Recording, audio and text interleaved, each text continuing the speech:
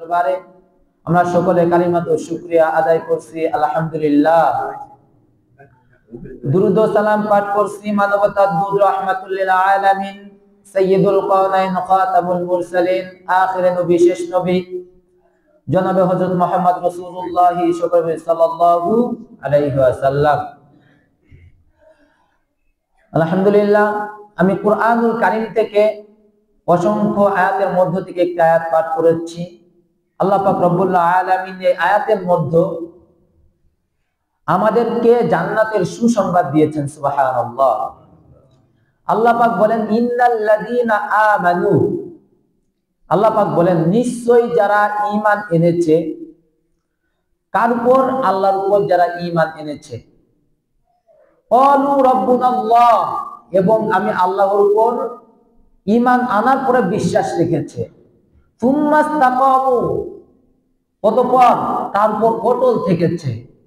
তাতানাজ্জালু আলাইহিমুল মালাইকা, তারা যখন মৃত্যুর শয্যায় সজ্জিত থাকবে তাদেরকে আমি আল্লাহ পাক রব্বুল আলামিন ফেরেশতা দ্বারা ঘোষণা করব, আল্লাহ তাখাফু, তোমরা ভয় করিও না। ওয়ালা তাখাফু তাতানাজ্জালু আলাইহিমুল মালাইকা, তোমরা চিন্তা করবে না, তোমরা টেনশন করিও না, কেননা আমি আল্লাহ পাক রব্বুল আলামিন তোমাদের জন্য ওয়াবাশশিরিল লাযীনা আমানু আলাইহিমুল জান্নাহ, তোমাদের জন্য রেখেছি সুসজ্জিত জান্নাত। সুবহানাল্লাহ। কাদেরকে চিন্তা করতে নিষেধ করলেন? যারা আল্লাহর উপর ঈমান এনেছে এবং তার উপর বিশ্বাস করেছে এবং সেটার উপর অটল থেকেছে। আল্লাহ পাক তাদেরকে বললেন তোমরা চিন্তা করিও না, তোমাদের জন্য নিশ্চয় আমি আল্লাহ সুসজ্জিত ভাবে একটি ঘর রেখে দিয়েছি, জান্নাত, জান্নাতুল ফিরদাউস। সুবহানাল্লাহ। কেননা আমরা জমিনের মধ্যে থাকি, আমরা অন্যায় করে ফেলি, অন্যায় করি না? চলতে ফিরতে আমরা অনেক অন্যায় করে ফেলি, ভুলে অনিচ্ছায় অনেক রকম অন্যায় করে ফেলি। আমরা সকলে জানি আমাদের দুই কাঁধে দুইজন ফেরেশতা থাকে। দুই কাঁধে দুইজন কি থাকে? আমাদের ফেরেশতা থাকে। ডান কাঁধে থাকে ভালো ফেরেশতা, বাঁ কাঁধে থাকে খারাপ ফেরেশতা। অর্থাৎ একজন নেকি লেখে আর একজন আমাদের গুনাহ লেখে। বাঁ কাঁধের ফেরেশতা আমাদের গুনাহ লেখার জন্য সব সময় রেডি থাকে, আবার ডান কাঁধের ফেরেশতা আমাদের যদি একটু ছোটখাটো ভালো কাজ হয়ে যায় সেইটা তাড়াতাড়ি আমলনামার খাতায় লিখে দেন। সুবহানাল্লাহ। কেন লেখেন আল্লাহ? কেন আল্লাহ পাক ফেরেশতাদেরকে দিয়ে এই নেকি লেখান? কারণ আল্লাহ পাক রব্বুল আলামিন আমাদেরকে ভালোবাসেন, মায়া করেন, দয়া করেন। এই জন্য আল্লাহ পাক রব্বুল আলামিন যেটা জান্নাতি ফেরেশতা, যেটা ভালো ফেরেশতা আমাদের নেকি লেখে, যখনই এই বান্দাটা ভালো কাজ করে, ছোট একটা ভালো কাজ করছে, করার সাথে সাথে আল্লাহ পাক রব্বুল আলামিন ওই ফেরেশতাকে বলে, ও ফেরেশতা, আমার বান্দা একটি ভালো কাজ করেছে, তুমি একটির বদলে 10টি নেকি দিয়া দাও। সুবহানাল্লাহ। আবার হাদিসের মধ্যে এসেছে, হাদিসে কুদসির মতো আল্লাহ পাক রব্বুল আলামিন বলেন যে বান্দার আমল কারোর ক্ষেত্রে বেশি হয়, কারোর ক্ষেত্রে কম হয়। যে বান্দাটা সদা সর্বদা আমি আল্লাহর উপর বিশ্বাস রেখে সামনে চলাচল করে, ওই বান্দা যদি একটি ভালো কাজ করে, আমি আল্লাহ পাক রব্বুল আলামিন ওই একটি নেকির বদলিতে 10 নয়, 10-এর বদলিতে 70 দিয়া দেয়। সুবহানাল্লাহ। আবার মানুষ ক্ষেত্রে কেউ যদি আরো বেশি ভালো কাজ করে, তার জন্য 70 নয়, তার জন্য 700 গুণ বৃদ্ধি করে দেয়।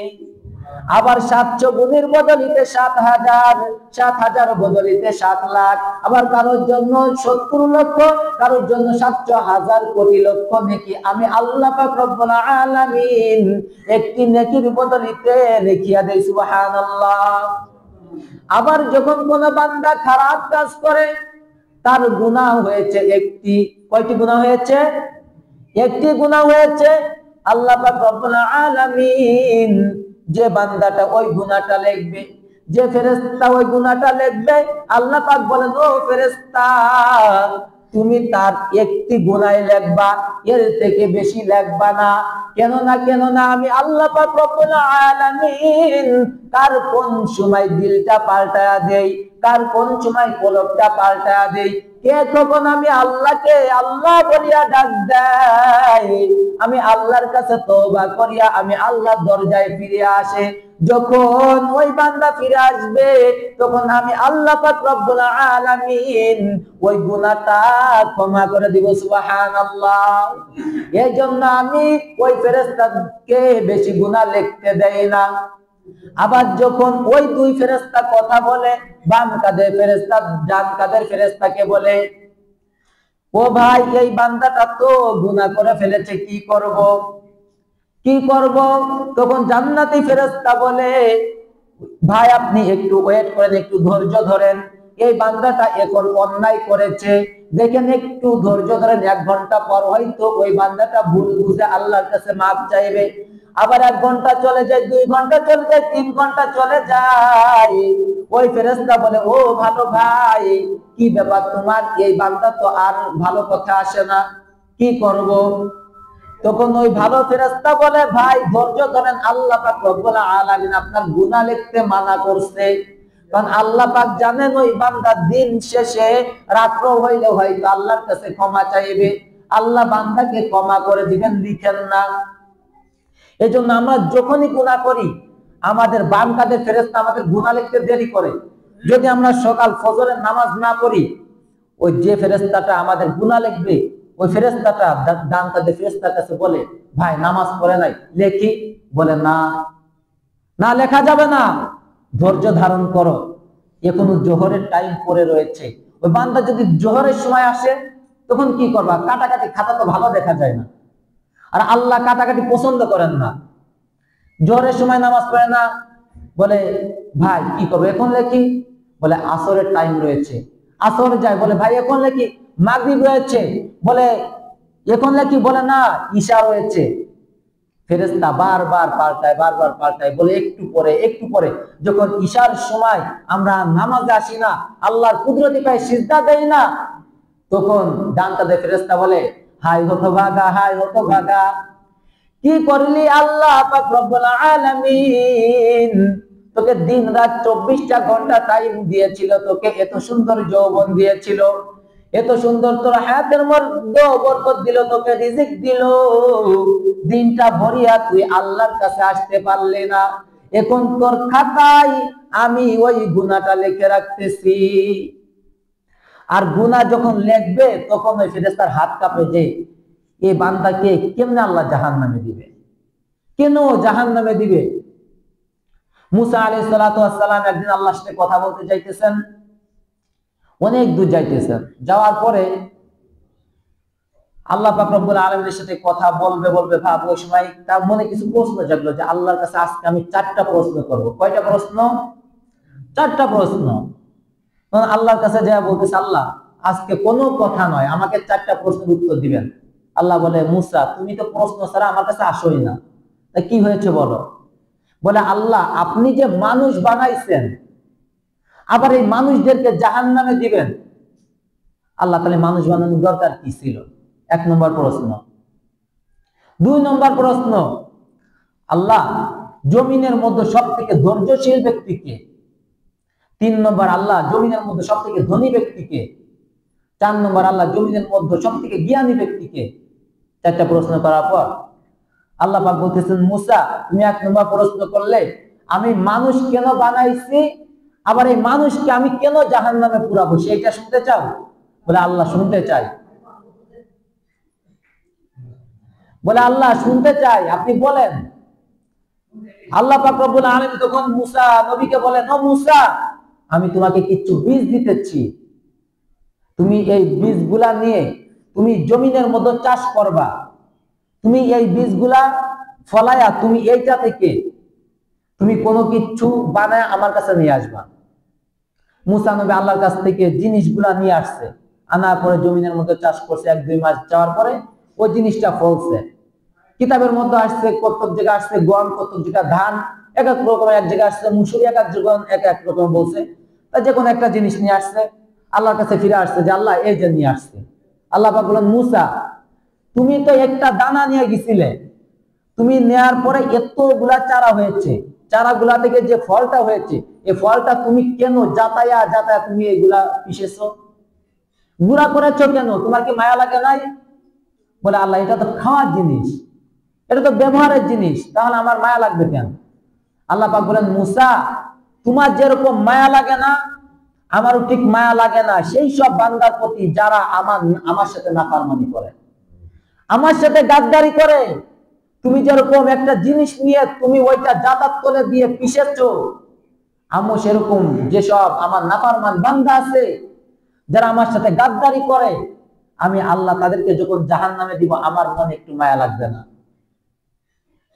তাহলে আমরা তো সেইটার কাতারে পড়ে যাচ্ছি, আমরা ভালো কাজই তো করি না, আমরা তো ভালো কাজই করি না। দেখেন, একটা নেকি দিয়ে মানুষ জান্নাতে যাবে। কয়টি নেকি দিয়ে? সারা জীবন ইবাদত করে, জীবন নেকি করে, হয়তো আল্লাহ কোনটাই কবুল করে নাই। আবার একটা ব্যক্তি সারা জীবন অন্যায় কাজ করেছে, পাপ কাজ করেছে, কিন্তু একটা নেকি তার আছে। কয়টা নেকি? একটা নেকি যখন কাল কিয়ামতের ময়দানে দাঁড়াবে, একটা ব্যক্তির জন্য জাহান্নাম ওয়াজিব হয়ে গেছে। কি হয়ে গেছে? জাহান্নাম ওয়াজিব হয়ে গেছে। তার একটি নেকি শর্ট, একটি নেকি নাই। মনে করেন 100 ভিতর সে 99 নাম্বার পেয়েছে, 1 নাম্বার সে পায় নাই, তার একটি নেকি শর্ট, এখনো একটি নেকির কারণে জাহান্নামে যাবে।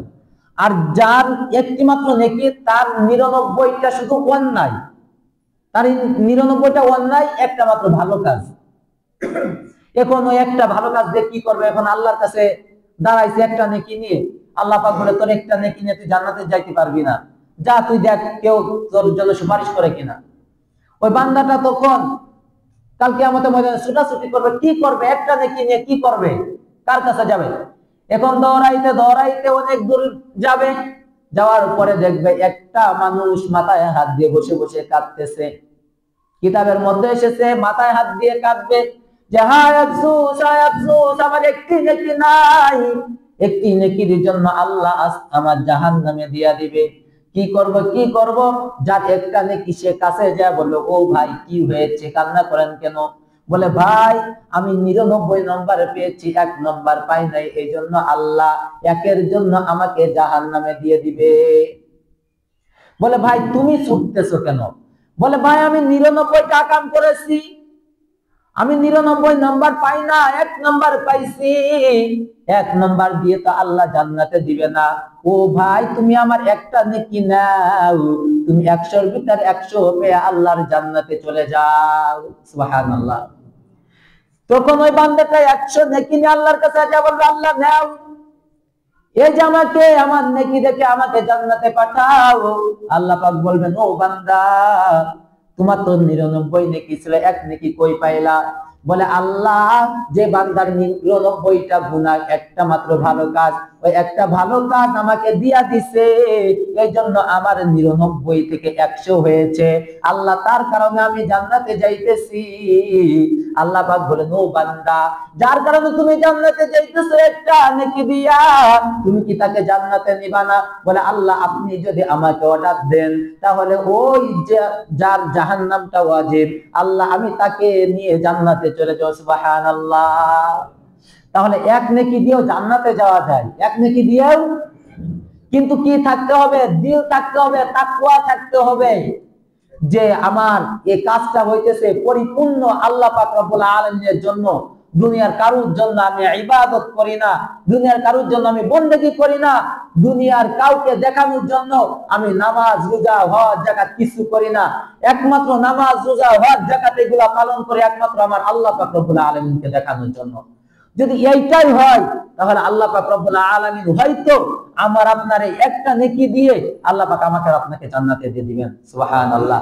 হাদিসের মধ্যে এসেছে, বুখারী শরীফের মধ্যে, বানানো কাহিনী না। এজন্য আল্লাহ পাক রব্বুল আলামিন কুরআনুল কারীমে বলেন, তাদের কোনো ভয় নাই, ভয় নাই যারা আমি আল্লাহ পাক রব্বুল আলামিনের উপর ঈমান এনেছে, আমি আল্লাহ পাক রব্বুল আলামিনকে বিশ্বাস করেছি, আমি যে নবীকে পাঠাইলাম তার আদর্শ অনুযায়ী জীবনটা গড়েছে, তার সুন্নাত মোতাবেক জীবনটা গড়েছে, তার কোনো ভয় নাই, তার কোনো ভয় নাই। কেন না, তার শরীরের মধ্যে তো আমার নবীর সুন্নাত আছে, আর যার শরীরের মধ্যে আমার নবীর সুন্নাত আছে সে কখনো জাহান্নামের আগুনে পড়বে না। সুবহানাল্লাহ। আমার নবীর সুন্নাত আছে তো আমরা জাহান্নামে পড়বো না। কেননা কাল কিয়ামতের ময়দানে আমার গায়ে পোশাক থাকবে না, আমার গায়ে জুব্বা থাকবে না, আমার মাথায় চুল থাকবে কিনা তাও জানি না, কোনো কিছুই থাকবে না। কিন্তু কাল কিয়ামতের ময়দানে আল্লাহ পাক রব্বুল আলামিনের সামনে যখন আমি আর আপনি আমার নবীর সুন্নতি দাড়িটা নিয়ে উঠব, তখন আমার নবী বলবেন, ওই যে আমার উম্মত, ওই যে আমার উম্মত, আমার উম্মতের মুখে দাড়ি রয়েছে, আমার উম্মতের মুখে এত সুন্দর দাড়ি, এই দাড়ির কারণে আল্লাহর কাছে সুপারিশ করবে, আল্লাহ তুমি তো বলেছো যার মধ্যে আমার একটা সুন্নাত থাকবে তুমি নাকি তাকে জাহান্নামে দিবে না।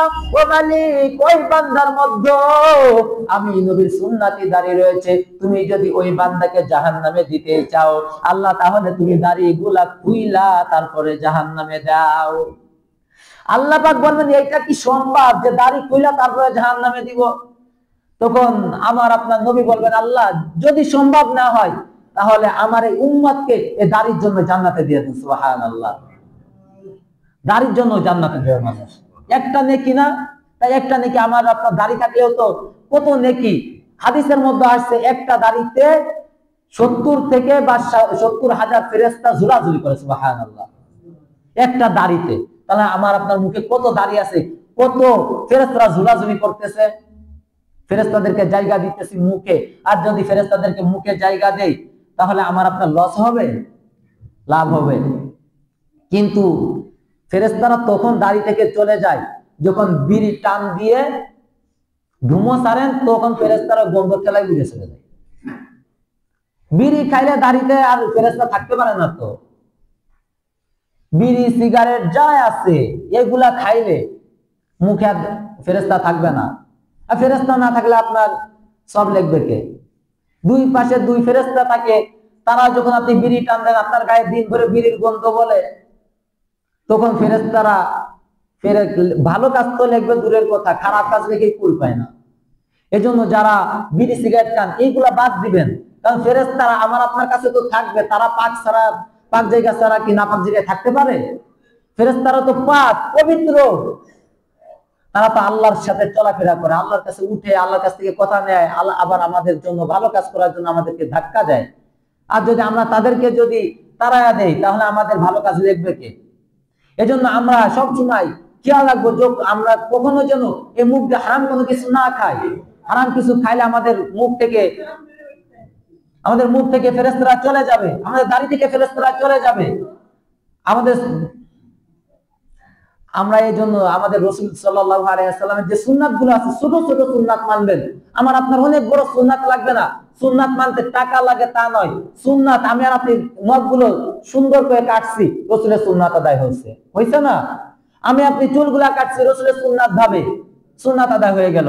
আমি আর আপনি পান নখ খাইতে বসছি, বিসমিল্লাহির রহমানির রহিম বলে খাইতেছি, সুন্নাত আদায় হইতেছে। চলতেছি ফিরতেছি জিকির করতেছি, রাসূলের সুন্নাত আদায় হচ্ছে। এই ছোট ছোট জিকির গুলা করতে আমাদের টাকা লাগে না, এই আমল গুলা করতে আমাদের টাকা লাগে না।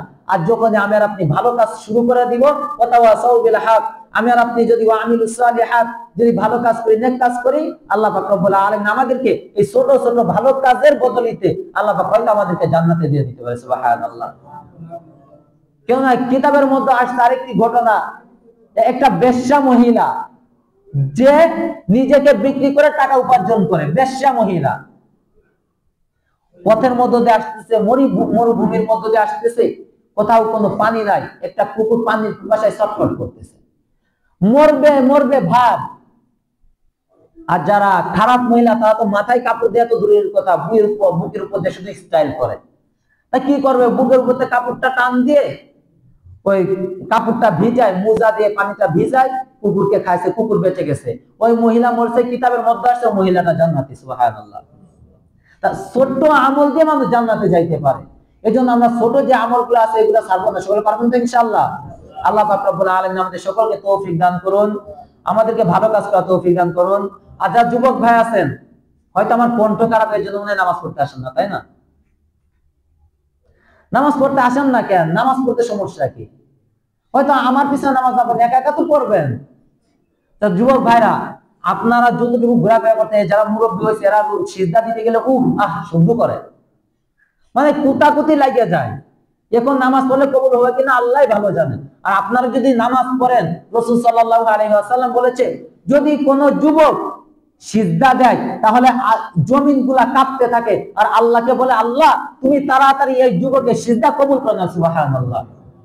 তাহলে যুবকের সিজদার দাম বেশি, যুবকের দাম বেশি, যুবকের যৌবনের দাম বেশি। আর এই যুবকগুলা আজ আমাদের নামাজ পড়ে না, নামাজের সময় দোকানে বিড়ি খাবে, কোনে কি করবে, এইটাই আড্ডায় মেতে থাকে। তা যুবক ভাই, আপনাদের কাছে অনুরোধ, আপনারা সকলে নামাজ পড়তে আসেন, আইসা আল্লাহকে একটু ডাকেন। এখন যদি নামাজ পড়তে পারেন, মুরব্বী হয়ে যদি নামাজ নাও পড়তে পারেন, আল্লাহ পাক রব্বুল আলামিন এখনের বদলিতে তখন সমস্ত নামাজ না পড়লেও আল্লাহ পাক মাফ করে দিবেন। এই জন্য আপনারা নামাজ পড়তে আসবেন তো যুবক ভাইরা, ইনশাআল্লাহ। আল্লাহ পাক আমাদের সকলকে তৌফিক দান করুন। ওয়া মা আলাইনা ইল্লাল বালাগ। সুন্নাত পড়া নাই, সুন্নাত পড়া।